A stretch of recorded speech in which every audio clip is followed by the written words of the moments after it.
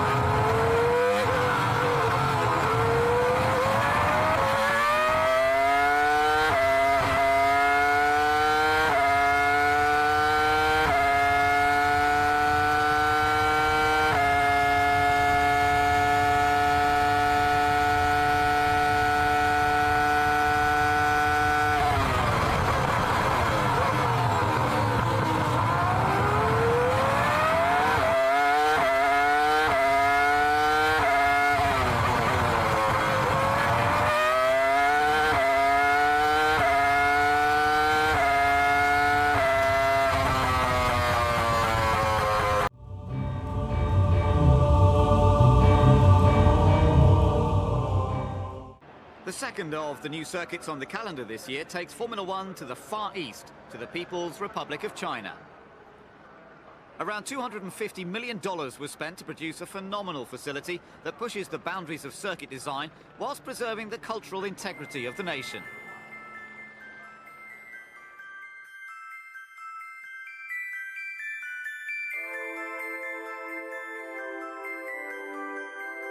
It's something different from what we used to do because new circuits are always nice.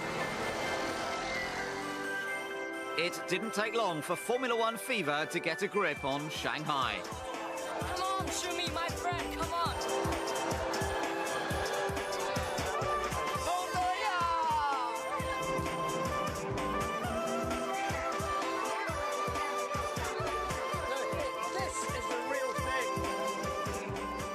It gave everyone the opportunity to immerse themselves in the local way of life in one of China's biggest and most cosmopolitan of cities.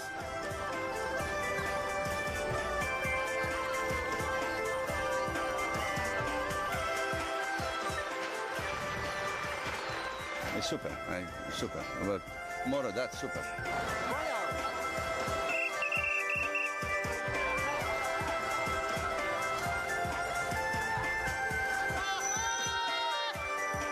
And what about the circuit? I like it. I like it very much. I think it's going to be physically quite tough. Go, Barry, go!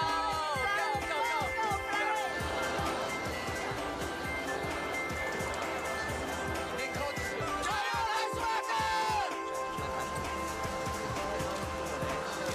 Go, William! While the F1 personnel made themselves comfortable in their very plush new surroundings, a familiar face settled himself back into Formula One with Renault to replace Trulli for the last 3 races. What's up? How you doing? Thank you very much, yeah. Did you have any fun this year? Oh, yeah. What made the 1997 world champion return? There wasn't one day where I woke up and thought, okay, now I'm ready. It just happened gradually. I took the winter to ski, play ice hockey, and just relax a little bit, clear the mind. And then as soon as the snow started melting, it was time to do something else. And that's when I started training really hard, just to be ready, because I knew I wasn't done with racing. Jacques was keen to prove he still had his racing credentials. As was Ralf Schumacher, who returned relaxed and recuperated after his crash at Indy. After 3 months out, did he get bored just watching his brother at home? He's simply the best with the best car, end of story, and he deserves to win. Whether it's 7 or 10 titles by the end of his career, you know, if we are not good enough to beat him, it's our problem.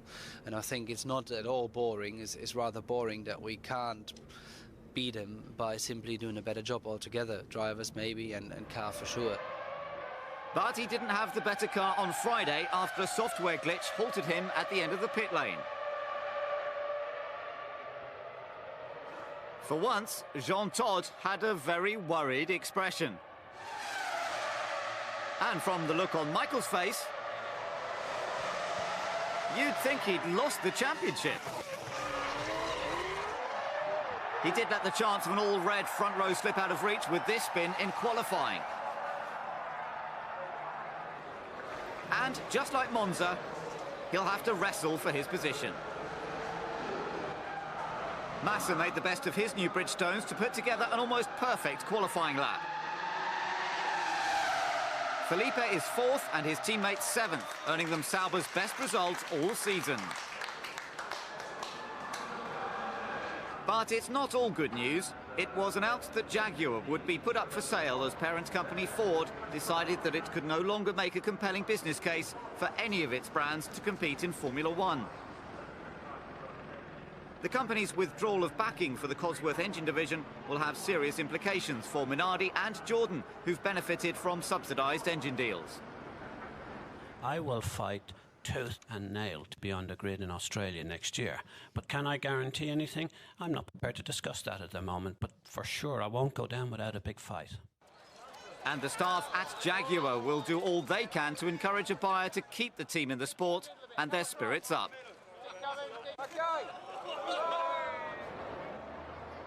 An early morning engine change sees Michael Schumacher starting from the pit lane on a full tank of fuel.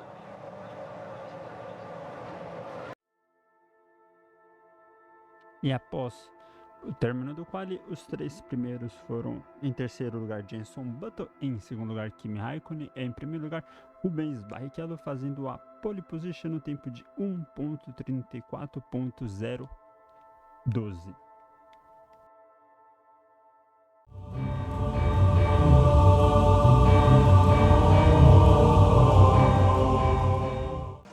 Vamos para o início do Grande Prêmio da China, aqui Fórmula 1 na temporada de 2004, a primeira corrida na pista daqui de Xangai, no Shanghai International Circuit. O Rubinho já vem largando muito bem, o Alonso já vai ali para assumir a terceira posição, para cima do Felipe Massa.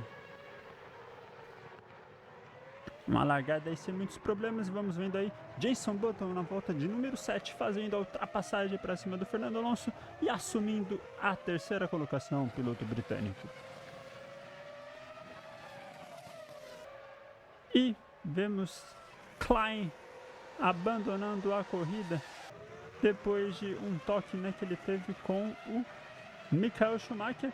E o David Curta tentou a manobra para cima do Schumacher, tomou o X e perdeu a posição. Vamos vendo aí novamente Schumacher numa corrida de recuperação, fazendo uma ultrapassagem para cima de Felipe Massa da SOBRE. E agora, de novo, o alemão vindo tranquilamente para cima do seu irmão Ralf Schumacher, piloto da Williams, fazendo a ultrapassagem. Ralf tentou, mas Michael passou. E vamos vendo aí no replay o momento em que David Coulter acerta em cheio ali o carro de Ralf Schumacher, que acabou tendo que abandonar, né, a corrida aí depois dessa colisão. Vamos vendo aí no replay o lance.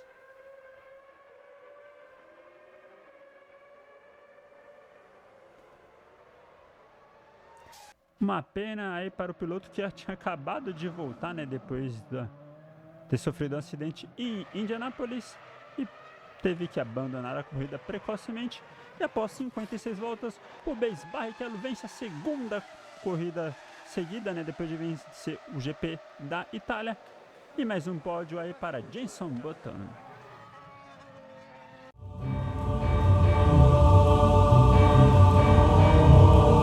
And is the winner of the inaugural Chinese Grand Prix.